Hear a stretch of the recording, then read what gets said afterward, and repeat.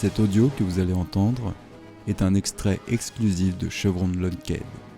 Stargate SG-1, la saison 9 a vu le jour de Ben Browder, remplissant plus ou moins celui de Jack O'Neill en tant que lieutenant-colonel Cameron Mitchell, qui jouera pendant toute cette année et la saison 10, ainsi que The Dark of Through and Continuum.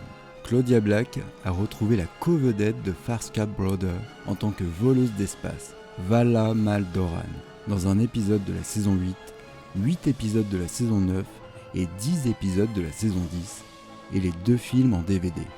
Beau Bridge en tant que général Hank Landry du Stargate Command dans les saisons 9 et 10, les 2 films en DVD et les 3 épisodes d'Atlantis. J'avais dit à Michael que quand il est parti, après la saison 5, que nous le ferions de manière à ce qu'il puisse potentiellement revenir.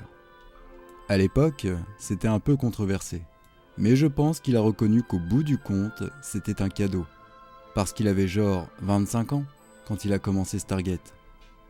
Il n'avait pas vraiment testé quoi que ce soit, et travailler sur cette émission était exténuant. Nous travaillons sur une émission de 22 épisodes par an, et c'est exténuant. Je me souviens quand il est revenu dans la saison 6, écrivant un scénario qui était un épisode vraiment fort, car il avait des trucs charnus à faire. Et j'ai dû penser que peut-être je ne lui avais pas assez donné de choses à faire avant. Peut-être était-il un jeune acteur dans les premières saisons, mais il était toujours autant essentiel avec le soutien de Richard Dean Anderson. En même temps, le nom de Rick était au-dessus du titre. C'est sur ça que la MGM voulait que nous concentrions les choses. Et c'est sur quoi il dépensait l'argent. Quand Michael est revenu, il avait de plus en plus de choses à faire, parce que le rôle de Rick a commencé à séduire. C'est à ce moment-là que j'ai eu l'idée du général O'Neill. Ce qui signifiait qu'il ne courait pas, ne sautait pas, et ne tirait pas autant, et ne serait pas autant nécessaire devant la caméra. Chaque saison était différente à sa manière. Chacun avait son propre caractère distinct. Si je devais faire une distinction, pour être honnête avec vous, je ferais une distinction entre la saison 1 et la 8, puis la saison 9 à 10. C'est toute la distinction pour moi. Dans mon esprit, c'est l'équipe classique jusqu'à la saison 6. Ce moment où Michael est parti et que nous avons fait venir Corinne. Et c'est à partir de la saison 6 que Rick a commencé à réduire son temps dans la série. Je ne peux pas parler pour Michael, mais peut-être que cela avait à voir avec ce genre de connexion qu'il avait avec Rick et la relation avec Daniel et O'Neill, qui s'est peut-être estompée avec la saison 7. Mais cela avait vraiment plus à voir avec le fait que Richard Dean Anderson se dégageait lentement de la production. Vous aviez donc beaucoup moins de cette colle, cette relation fondamentale entre Jack et Daniel, et pour de nombreux fans, le cœur de la série. Pour moi, c'était juste une progression, une évolution naturelle d'un spectacle qui a duré si longtemps qu'il a dû changer. Sinon, ça aurait été très ennuyeux et le public aurait arrêté de regarder. Il n'a jamais été nécessaire de prendre une direction différente. Il s'agissait simplement de chercher des moyens de raconter des histoires. Toutes sortes de nouvelles avenues sont apparues avec un changement de ton. Je pense que la série est devenue, peut-être, de plus en plus sérieuse. Un peu plus axée sur le personnage et un peu moins syndiquée le samedi d'après-midi. Pour moi, encore une fois, ce n'était jamais une chose délibérée. C'était juste que nous savons que ces nouveaux personnages arrivaient. Certaines personnes partent, certaines personnes arrivent. Nous avons de nouveaux appareils, de nouveaux extraterrestres, peu importe. C'était une évolution naturelle. Je dirais que le personnage de Michael faisait partie intégrante du tissu de la série, et que la dynamique entre Rick et Michael était excellente. De plus, Daniel Jackson était un personnage hérité du film original, et à bien des égards, un personnage qui avait le cœur et l'âme de la série. Sans rien à enlever à O'Neill, Carter ou Teal'c. Mais c'était un humanitaire. Ce n'était en aucun cas des personnages unidimensionnels. Ils ont tous contribué, mais en fin de compte, Carter était un peu plus scientifique. O'Neill était un militaire. Teal'c était un ambassadeur Jaffa pour ainsi dire. Et Daniel a vraiment joué le rôle d'humanitaire social. Donc, en plus de perdre Michael, nous avions un trou dans l'équipe que nous n'arrivions pas à combler. Et écoutez, à chaque fois que vous faites ce genre de changement dans une situation qui fonctionne, vous êtes nerveux à ce sujet. Il y avait un certain sentiment d'être triste entre Rick et Michael. Toutes nos craintes se sont dissipées très rapidement, sans manquer de respect à quiconque. Mais je peux honnêtement dire que c'était le meilleur moment que j'ai eu depuis que je faisais partie de la série. C'était super, nous avions la sécurité de la franchise Stargate. Mais c'était vraiment comme un nouveau spectacle, et nous étions juste en train de nous amuser. Je pense que le ton du spectacle était différent. Claudia vient de donner au spectacle quelque chose qu'il n'a jamais eu. Il a toujours eu son sens de l'humour sous-jacent, mais avec elle, ce n'était pas si sous-jacent. En tant qu'acteur, avouons-le, je faisais ça depuis 8 ans. C'était difficile de trouver de nouveaux défis ou une quelconque fraîcheur. Donc devenue cette excitation précoce, d'essayer de trouver où se situe votre personnage dans le diaspora général. Pour autant qu'il s'agissait d'une équipe, SG1 était toujours Rick et les 3 autres MOOC. Vous voyez ce que je veux dire. Puis au cours des années suivantes, c'est devenu les 3 gars et Rick quand il était là. Ensuite, c'était vraiment une équipe. Et comme dans n'importe quel groupe de personnes, vous cherchez toujours à voir où vous vous situez au sein d'un groupe. De nombreux fans et moi-même pensions que la relation entre Jack et Sam était tout aussi importante que celle de Jack et Daniel. C'était intéressant. Nous avons vu ce genre de guerre des fandoms, comme ils les appellent entre les expéditeurs Sam Jack et les slashers Jack Daniel. Ce qui était également intéressant, c'est que les fans avaient tendance à distinguer chaque petite nuance de la série. Par exemple, dans un épisode, Daniel et Sam ont été capturés et détenus dans un entrepôt. O'Neill et je pense Teal'c étaient toujours là pour les sauver, et O'Neill est allé voir Sam en premier. Et bien sûr, les slashers Jack et Daniel étaient en armes et les expéditeurs Sam et Jack étaient ravis. Et ce n'était pas scénarisé. C'était essentiel que les acteurs avaient décidé de faire avec le réalisateur en termes de blocage. Les fans ont tendance à lire beaucoup plus dans ces instants que ce qui a été conçu. En ce qui concerne les types d'histoires que nous avons racontées, Jonas remplaçant Daniel ne les a pas vraiment impactés. Sauf que Daniel a rempli une fonction et Jonas, en quelque sorte, est intervenu et a pris le relais dans une certaine mesure. Mais ce n'était pas spécifiquement Daniel Jackson en termes de formation archéologique, de connaissances et de culture ancienne. En même temps, c'est toujours intéressant d'amener un nouveau personnage, car cela ouvre les choses d'une certaine manière. Michael avait raison de dire qu'une évolution s'est produite, même si je ne suis pas sûr à 100% que c'est quand il est parti ou quand il est revenu. Je veux dire qu'il y a eu un changement naturel dans la dynamique lorsque Jonas est entré dans la série. Mais quand il a voulu essentiellement revenir en arrière, il était logique que Jonas retourne dans son monde d'origine et que Michael reprenne son rôle. Tout le monde a juste dit « Ouais, il est de retour ». Lui et moi, nous nous sommes retrouvés en bons termes. À ce jour, j'aime le voir. Nous ne sommes pas amis, mais nous sommes définitivement amis et j'aimerais retravailler avec lui. Les changements avec Rick ne m'ont pas choqué, car j'étais préventif.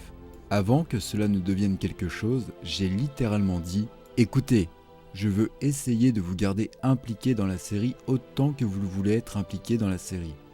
Et nous allons essayer de négocier un certain nombre d'épisodes. Donc, si vous pouvez m'en donner 6, ça serait formidable. Nous tournions différentes scènes en même temps pour qu'il puisse être avec sa fille.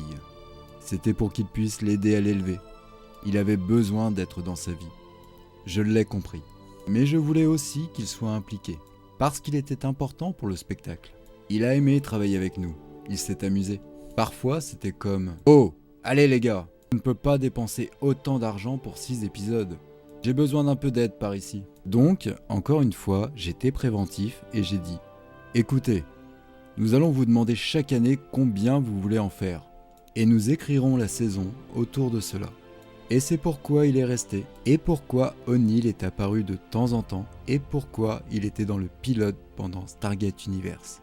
Et cela a apporté une certaine luminosité au spectacle. L'autre raison est que je ne voulais pas que le public pense à un Stargate post-O'Neill. Avoir de nouveaux acteurs impliqués dans la série, en particulier dans une longue série, c'est toujours quelque chose de très excitant. Ben Browder et Claudia Black étaient fantastiques. C'était un bon ajustement. Richard Dean Anderson était spectaculaire tout le temps, mais qui tournait autour de son emploi du temps. Il ne travaillait que 3 jours et demi par semaine. Amanda, Chris et Michael travaillaient jusqu'au bout pour s'adapter à son emploi du temps. La retraite de Rick a été un changement pour nous plus important que le départ de Michael. Son sens de l'humour nous a manqué dans une certaine mesure. C'est ce que le personnage de Cameron Mitchell a ramené. Même s'il en était capable, il était encore un peu un poisson hors de l'eau en ce qui concerne le programme Stargate. Nous devions en quelque sorte rattraper le retard et c'était amusant à explorer. Vala, en revanche, n'était qu'un personnage délicieusement décalé pour lequel j'adorais écrire. Le plus drôle, c'est que nous avions demandé à ce qu'elle soit un personnage régulier de la série. Et Sci-Fi nous a dit « Non, donnez-lui simplement 6 épisodes !» Et puis, après avoir vu les 6 épisodes, ils ont dit qu'elle soit régulièrement dans la série. Mais nous avions dit, à ce stade, ce navire a navigué. Nous avons obtenu une 10e saison. Nous en ferons une série régulière. Nous l'avons fait. Nous avons passé un si bon moment à explorer sa trame de fond. Tout le monde aime un personnage voyou adorable. Les fans le font certainement, et les écrivains encore plus.